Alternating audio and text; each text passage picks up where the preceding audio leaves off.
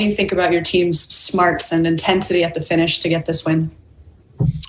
Well, we competed like crazy. Obviously, Jordan Clarkson got going, and we couldn't stop him. He made some incredible shots, and obviously, put a big scare into us. But I love the way we competed.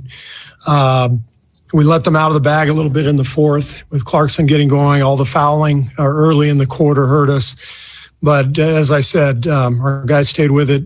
Steph hit a huge three on a night where he really didn't have the three-point shot going, but shows you his confidence level and just how clutch he is. So hell of a win against, the team with the best record in the league. Is this a sign of progress or maturity? Well, I think the last few weeks have all, been a case of maturity and a team coming together and really, finding roles and so we've been in a nice little groove here the last few weeks, and this is one of our best wins given the quality of the competition. Steve, Jordan Poole seems to really thrive playing against Utah. What do you see that they do on him that allows him to get going as he does against this team? I don't know, Kendra. I just think that Jordan's, got a lot of ability, and tonight he was able to showcase that ability. Made some big shots. Really gave us the spark off the bench that is really what his role is. He's a good shooter, good playmaker, and when he's playing with Steph, he's going to have a lot of space out there because they're paying so much attention to Steph. And I thought he took advantage of that tonight. Coach, Mark has clutch points. Two questions. Do Jordan Clarkson have more of a green light than Steph? And when a player has a green light like that, how difficult is it to guard? Well, there's a reason, he's probably going to win Sixth Man of the Year. Nobody has a greener light than Steph. The difference is, tonight Steph had three guys on him all night, and Clarkson was more in single coverage. They put a lot of pressure on you because they can all shoot.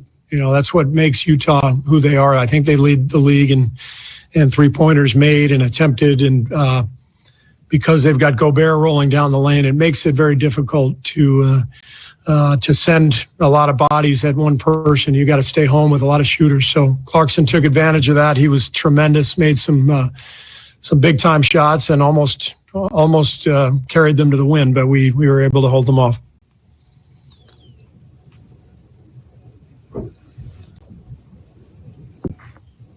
Steve, when you when you see Draymond, sometimes he'll miss a shot and he'll throw his arms up, right? And you can see him kind of get frustrated. And other times he looks great at being aggressive. Do you have to talk to him about staying aggressive, or do you kind of just trust him to pick his spots and know when the moment is? No, sometimes I'll talk to him about looking for a shot or staying aggressive. I think these last couple of weeks in particular, he's been very aggressive. I haven't had to say anything to him. I think this is the best he's felt about his game in all season. I think over the last month, his offense has really come around, and all season long he's been the defensive player of the year in my mind. So he's had a great year, but the offense has really picked up here over the last few weeks. What do you think about Kevon Looney's unsung work, maybe on the boards and defensively?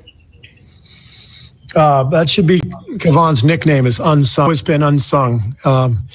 At some point, we have to sing for him, I guess. He's been doing this for years. He's unappreciated because he doesn't do anything flashy. He doesn't score a lot, but he's been a mainstay for us defensively and as a screen setter, and just his awareness, his basketball awareness. He's always in the right spot. And this is probably the best stretch of rebounding games he's had in his career. He's really putting up big numbers on that end. Steve, do you have time to enjoy this at all? Yes, I'm going to go have a beer right now, honey. And when do you start thinking about tomorrow? Maybe on my second beer. What do you think about the Suns? Phoenix has had a phenomenal year. I'm really happy for them. Just knowing a lot of people who are in that organization, having worked there. It's been a long haul, but they've really built something special, and they've done it, from the ground up through the draft, and then of course making the trade for Chris really, kind of put them over the top, and so they've got a great team. They've beaten us pretty badly twice, so hopefully we can show a little better tomorrow. Steve, what is it? Go ahead, Nick. I got it. Obviously, Steph is Steph, and he's been rolling for a long time. But how important is it to have games like this where you get 4 to 5 starters in double figures, and Jordan shooting the way he is, that Steph doesn't have to carry everything all the time for the group offensively? Yeah, it's huge when we can get a number of players scoring, because Steph draws so much attention. Guys are going to be open, and I thought everyone was really aggressive tonight. Bays was really looking for a shot. Jordan off the bench, as you mentioned. Draymond as well. So that's what we need. We can't expect Steph to carry us every night offensively. Steve, you talked about how good Draymond has been down the stretch of this season. What is it about stakes in a season or a postseason that really gets him going? How have you seen that throughout your time with him? Well, he's the ultimate competitor. He's the ultimate winner, and he thrives on competition. Draymond does not fare well in meaningless games. That's why last year was a struggle for him, and he would tell you that. He would admit it. The games didn't mean much, given all of our injuries and where we were. We weren't going anywhere. And this year has been so much fun for me as a coach to watch Draymond bounce back from last year. His leadership has been fantastic. His words in the locker room are so powerful. The guys have so much respect for him because they know what he's accomplished. And to me, this has been one of his best seasons. I know he's been an all-star and defensive player of the year and all that, but given our team and Draymond's position with the team and the talent that we've lost over the years, to me, this is one of the best seasons of Draymond's career. Good.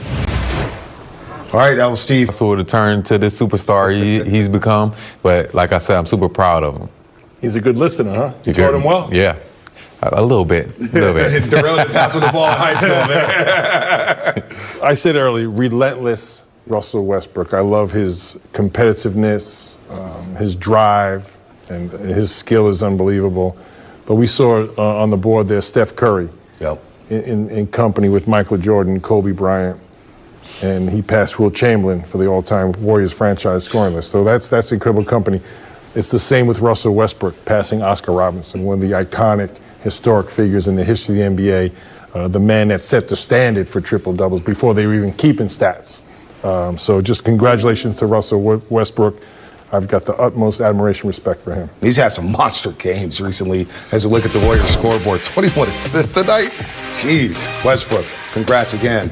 As we look at the scoreboard, Curry with 36, Jordan Poole off the bench with 20, and the Warriors, more importantly, clinched his spot in the play-in tournament. Now, where do they line up? Do they line up at 8, 9, or 10? That will be determined over the next 3 games as they hold off the Utah Jazz tonight. They'll take on Phoenix tomorrow. Let's hear from Kerr on tonight's win over Utah.